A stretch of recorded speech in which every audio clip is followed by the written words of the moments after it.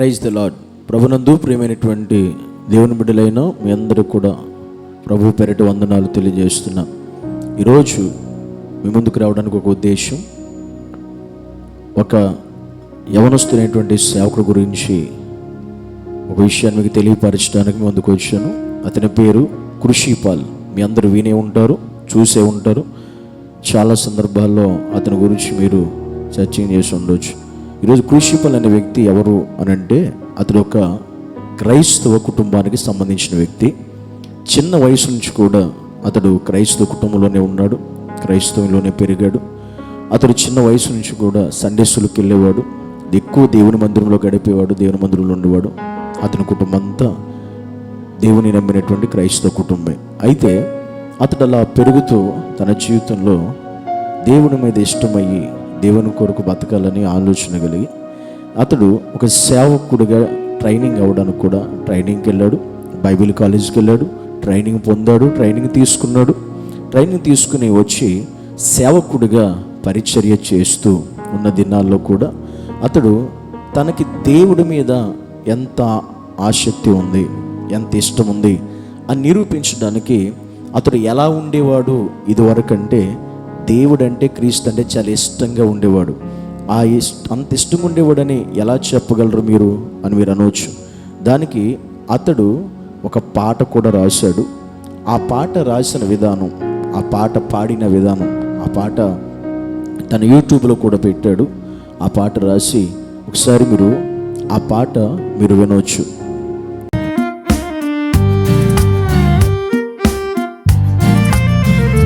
నాలాపన నాలోచన నీవేగా యేసయ్యా, నా ఆనందము నా అతిశయము నీలోనే యేసయ్యా, నా ఆధారము నా ఆశ్రయము అన్నియు నీవేగా, నా ప్రాణాత్మ దేహ సమస్తమును నీకర్పించెదా. ఈ పాట ఉద్దేశం ఏంటంటే, యేసుక్రీస్తే నా ఆలాపన, యేసుక్రీస్తే నా ఆలోచన, యేసుక్రీస్తే నా సమస్తం, నా ఆధారము, నా ఆశ్రయము, సమస్తం నాకు ఆయనే. నేను ఆయన పైనే ఆధారపడుతున్నాను, ఆయన కోసమే జీవిస్తాను, సమస్తం సమర్పించుకున్నాను అని ఆ పాటలో ఉన్న అర్థం. అంటే అతడుకు యేసయ్య అంటే అతడికి ఎంత ఇష్టమో ఈ పాటను బట్టి మీరు ఆలోచించవచ్చు, గ్రహించవచ్చు.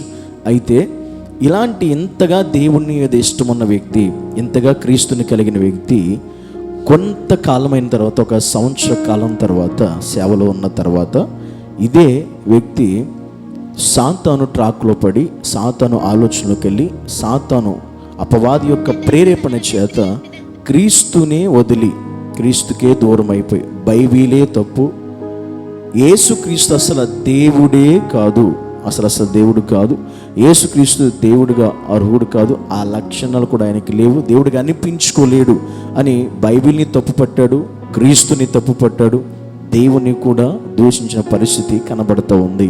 అలా అయిపోవడానికి కారణం ఏంటంటే, అపవాది సాతాను అతన్ని వేరే ట్రాక్లోకి తప్పించాడు. ఆ టైంలో మనం చూస్తే ఒక క్రైస్తవేతరుడైనటువంటి కరుణాకర్, మనకు తెలుసు, కరుణాకర్ అనే వ్యక్తి దగ్గరికి వెళ్ళాడు. ఆ వ్యక్తి స్టూడియోలో ఇంటర్వ్యూ ఇచ్చాడు. ఆ వ్యక్తి ఇలాంటి వాళ్ళు ఎప్పుడు దొరుకుతారా అని ఎదురు చూస్తాడు, చాలా సంతోషపడతాడు. ఈ యవ్వన సేవకుడు వెళ్ళిన వెంటనే ఆ వ్యక్తి చాలా సంతోషం, ఆనందపడి ఆహ్వానించాడు, సాల్వ కప్పాడు, తన ఫోటో, తన దేవుళ్ళ ఫోటో ఇచ్చాడు, అంతా కూడా ఇంటర్వ్యూ చేశాడు. అది మీరు చూసే ఉండొచ్చు. ఎందుకని అతడు ఆ ఇంటర్వ్యూలో కూడా చెప్పాడు, దేవుడు అంటే నాకు ఇష్టం లేదు, క్రీస్తు అంటే ఇష్టం లేదు, బైబిల్ కరెక్ట్ కాదు, క్రీస్తు దేవుడే కాదు అని చెప్పిన సందర్భాలు మనం చూస్తూ ఉన్నాం. ఎందుకు ఈ వ్యక్తులు అయిపోయాడంటే అపవాది కారణం చేత అలా అయిపోయాడు. అట్లా ఒక క్రైస్తవుడు క్రైస్తవేత్తరలోనికి వెళ్ళి వాళ్ళతో కలిసిన వ్యక్తి కొంతకాలం గడిచిన తర్వాత ఈ వ్యక్తి ఒక ఇంటర్వ్యూలో కూడా ఏం చెప్పాడు అంటే, అదే ఇంటర్వ్యూలో వేరే ఒక వ్యక్తి ఇంటర్వ్యూ చేసినప్పుడు ఆ క్రీస్తుని ఎలా దేవుడు కాదు అని చెప్పాడో కూడా ఈ యొక్క వీడియోలో మీరు చూడవచ్చు. అంత బాధ అనిపించిన సందర్భం ఏంది? అంత బాధ అనిపించిన సందర్భం అంటే బైబిల్లో ఉన్నటువంటి దేవుడు అన్నటువంటి క్యారెక్టర్ దేవునికి సరిపోయేలా లేదు. దేవుడు అనిపించుకోవడానికి అర్హతలు నాకు కనిపించలేదు అందులో. అంటే యేసుక్రీస్తు దేవునంత లేదంటున్నావా? యేసుక్రీస్తు దేవుడే కాదు, బైబిల్లో ఆయన దేవుడు అని ఆయనే ఒప్పుకోలేదు. ఎక్కడ నేను మాట్లాడేది బైబిల్ ఓవరాల్ గా. బైబిల్ ఏదైతుందో బైబిల్లో యేసుక్రీస్తు దేవుడు అని ఎక్కడ లేదు. బైబిల్లో యేసుక్రీస్తు ఒప్పుకోడు ఆయన దేవుడు అంటూ. ఈ వీడియోలో చెప్పబడిన రీతిగా ఆ వ్యక్తి ఏమన్నాడు మీరు విన్నారు. క్రీస్తు దేవుడు అసలు కాదు అన్నట్టుగా మాట్లాడిన ఈ వ్యక్తి తిరిగి ఈ వారంలోనే అతడు ఇచ్చిన స్టేట్మెంట్, అతడు చేసిన వీడియో చాలా వైరల్ అవుతుంది. ఎందుకు కారణం ఏంటో తెలుసా? చాలా షాక్ ఇప్పుడు అందరికీ. క్రీస్తే దేవుడు కాదన్న వ్యక్తి, బైబిలే తప్పనేటువంటి వ్యక్తి, క్రైస్తవేతరుడిగా మారిపోయినటువంటి ఆ వ్యక్తి ఇప్పుడు తిరిగి అతడు ఇచ్చినటువంటి స్టేట్మెంట్ని బట్టి యావత్ క్రైస్తవులందరూ కూడా సంతోషపడుతున్నారు, ఆనందపడుతున్నారు.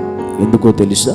ఎందుకు సంతోషపడుతున్నారంటే అతడు చేసిన తప్పును తెలుసుకుని, తన పాపాన్ని తెలుసుకుని నన్ను క్షమించండి అని క్రైస్తవేతరులైన వారితో ఉన్న వ్యక్తి నేటి క్రైస్తవులైన ప్రతి ఒక్కరిని కూడా అడుగుతున్న ఒక వ్యక్తి అంటే క్రైస్తవులందరూ క్రైస్తవ్యమా నన్ను క్షమించండి అనేటువంటి ఒక పశ్చాత్తాపంతో కూడినటువంటి, కన్నీటితో కూడినటువంటి, దుఃఖంతో కూడినటువంటి మాటలు అతను మాట్లాడుతున్నట్టు మనం చూస్తున్నాం. ఒకసారి ఆ వీడియో కూడా, ఇప్పుడు అతను ఎలా మారాడు, ఇప్పుడు ఏ స్థితిలో ఉన్నాడు అనేది ఆ వీడియో కూడా మీరు ఖచ్చితంగా చూడొచ్చు. ఘోరమైన పాపాన్ని చేశారు. నాకు తెలుసు, నాకు ఇప్పుడిప్పుడే అర్థమవుతుంది. దయచేసి నన్ను మీరు మన్నించగలరని కోరుకుంటున్నాను. క్రిస్టియానిటీ అంతటినీ నన్ను మన్నించమని, నన్ను క్షమించమని మిమ్మల్ని అందరిని అడుగుతున్నాను. ఇంతకు మించి నేనేమి చేయలేను. దయచేసి నన్ను క్షమించండి. వీడియోలో మీకు చెప్పాల్సింది ఏంటంటే ఇప్పుడు ఇతడు పరిపూర్ణంగా మారాడు. ఎందుకనంటే క్రీస్తు విషయంలో నేను తప్పు చేశాను, బైబిల్ విషయంలో పాపం చేశాను, నేను చాలా ఘోరమైన పాపం చేశాను, తప్పు చేశాను, నన్ను క్షమించండి అని పశ్చాత్తాపంతో, దుఃఖముతో, కన్నీటితో క్షమాపణ అడిగాడు. అంటే ఏ క్రీస్తు దేవుడు కాదు అని చెప్పాడో, ఏ బైబిల్ తప్పు అని చెప్పాడో అది నేను చేసిన తప్పు అని ఒప్పుకున్నాడు.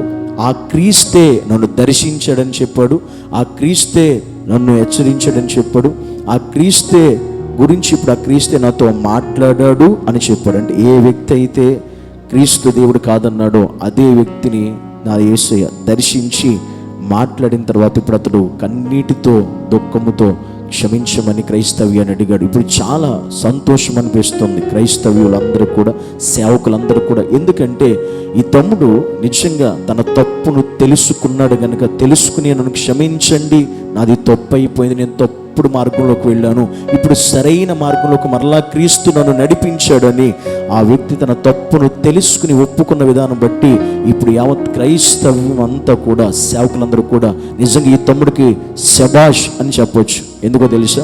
తప్పుని ఒప్పుకున్నాడు కనుక. ఈ బైబిల్కున్న గొప్పతనం, దేవుడికున్న గొప్పతనం అని తెలుసా? ఎవడైనా తప్పు చేస్తే అది ఎంత గొప్పవాడైనా, ఒక రాజు అయినా, అధికారి అయినా, సేవకుడైనా, విశ్వాస అయినా, తప్పు చేసిన వాడిని బైబిల్ ఖండిస్తుంది. కానీ తప్పు చేసిన వ్యక్తి, పాపం చేసిన వ్యక్తి కనుక తన తప్పును ఒప్పుకుని, తెలుసుకుని, దాన్ని విడిచిపెట్టి పశ్చాత్తాపడితే క్షమిస్తుంది, హక్కున చేర్చుకుంటుంది. అది నా పరిశుద్ధ గ్రంథముకున్నటువంటి గొప్పతనం, నా దేవుడుకున్నటువంటి గొప్పతనం. కనుక ఈరోజు ఆ తమ్ముని బట్టి నిజంగా క్రైస్తవ్యం సంతోషపడుతుంది, ఆనందపడుతుంది. మనకి చాలా సంతోషంగా ఉంది. అందుకే వీడియో చేయడానికి మెయిన్ కారణం ఏంటంటే ఆ తమ్ముడిని సపోర్ట్ చేస్తూ, ఆ తమ్ముడిని ఎంకరేజ్ చేస్తూ, నిజంగా నువ్వు అలాగే నిలబడు. ఇంతకుముందు నిన్ను క్రైస్తవేత్తలు ఎవరైతే ఇంటర్వ్యూ చేశారో ఇప్పుడు వాళ్ళే నీ మీద ప్రశ్నల వర్షాలు కురిపించవచ్చు, నీకు వ్యతిరేకంగా ఎన్నో ప్రశ్నలు నీకు ఎదురవచ్చు. కానీ నువ్వేం అధైర్యపడకు, భయపడని అవసరం లేదు. ఈ విషయం చెప్పేటప్పుడు కూడా ఒక మాట అన్నావు, అదేంటంటే మీరు ఒప్పుకుంటారో ఒప్పుకోరో, దీన్ని మంచిగా తీసుకుంటారో చెడుగా తీసుకుంటారో అని చెప్పు. దీన్ని మేము మంచిగానే తీసుకుంటాం. ఎందుకంటే తప్పును ఒప్పుకున్న వాడికంటే ధన్యుడు ఈ లోకంలో ఎవరు కూడా లేరని బైబిల్ సెలవిస్తుంది. కనుక ఈరోజు ఈ తమ్ముడికి సపోర్ట్గా క్రైస్తవ్యం ఉంటుంది, సేవకులందరూ ఉంటారు. కనుక ఈరోజు ఎవరైనా తప్పు చేస్తే, ఎవరైనా సరే, ఏ ఒక్కరైనా సరే, దేవుని క్రీస్తుని తప్పు పట్టిన ప్రతి ఒక్కరు కూడా ఏదో ఒక రోజున ఆయనే దేవుడని ఒప్పుకోక తప్పదు. అది ఎవరికైనా, ఎలాంటి వారికైనా. అది క్రీస్తు యొక్క గొప్పతనం, బైబిల్ యొక్క గొప్పతనం. అందరికీ ప్రైజ్లు.